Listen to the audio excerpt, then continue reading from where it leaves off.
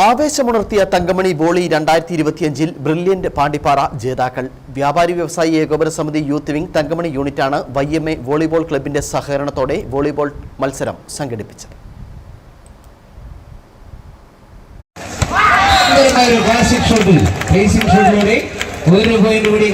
സംസ്ഥാനത്തും രാജ്യത്തും നിറഞ്ഞാളിയ വോളിബോൾ താരങ്ങളെ സംഭാവന ചെയ്ത തങ്കമണിയിലാണ് ആവേശപൂർവമായ വോളിബോൾ മത്സരം സംഘടിപ്പിച്ചത്.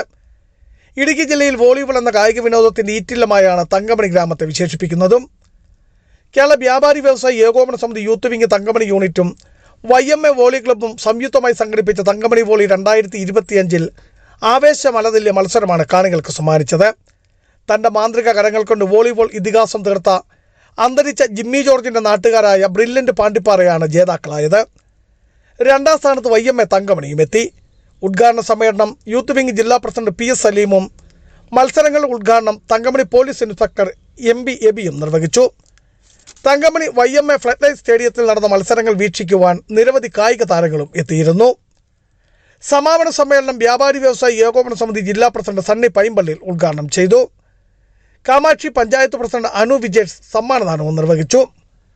വോളിബോൾ എന്ന കായിക വിനോദത്തെ തങ്കമണിയുടെ മണ്ണിൽ നിന്നും ജനകീയമാക്കിയ പൂർവ്വ താരങ്ങളെ സ്റ്റേഡിയത്തിൽ വെച്ച് അനുമോദിച്ചു. ജില്ലാ സ്പോർട്സ് കൗൺസിൽ പ്രസിഡന്റ് റോമിയോ സെബാസ്റ്റ്യനാണ് താരങ്ങളായിരുന്നവരെ അനുമോദിച്ചത്. ജില്ലാ ആസൂത്രണ സമിതി ഉപാധ്യക്ഷൻ CV വർഗീസ് മുഖ്യപ്രഭാഷണം നടത്തി.